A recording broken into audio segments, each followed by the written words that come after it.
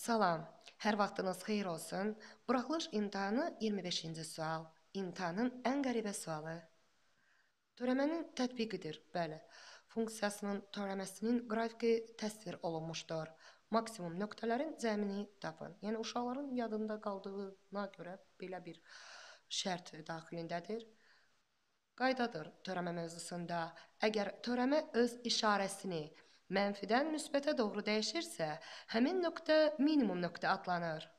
Yox, əgər müsbətdən mənfiyə doğru dəyişirsə, həmin nöqtə maksimum nöqtə adlanır. Qaydadır. İndi gəlin qrafikə diqqət edək. Törəmə gördüyünüz kimi mənfi 9 nöqtəsində öz işarəsini mənfidən müsbətə doğru dəyişir. Demək ki, bu minimum nöqtədir.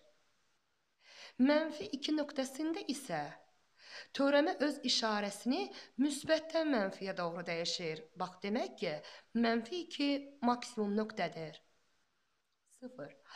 0 da isə mənfidən müsbətə doğru dəyişir. Bu isə minimum nöqtədir.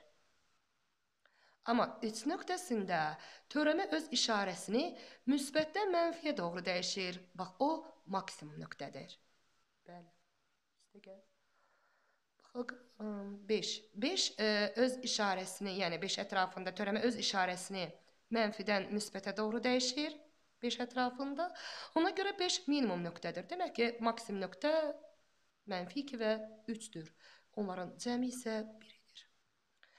Belə uşaqlar, törəmə hər halda bu səviyyədə gəlməli idi. 7 aprel tarixində o qədər asan gəlmişdi ki, hər halda 14 aprelə belə gəlməli idi. Bundan artıq gələ bilməzdi.